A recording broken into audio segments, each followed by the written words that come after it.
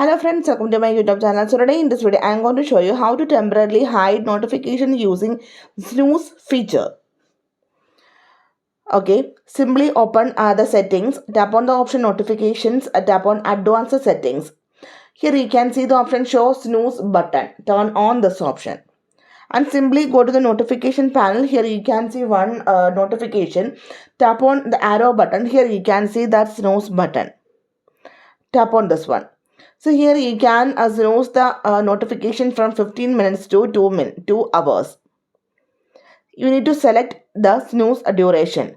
So here I am going to select the option 15 minutes. After this one, tap on save. Now you can see that notification is temporarily hide from the notification panel. So after 15 minutes, it will again pop up. So simply in this way, we can temporarily hide the notification using snooze feature. So hope you guys enjoy this video. Thank you for watching. Thank you. Bye bye.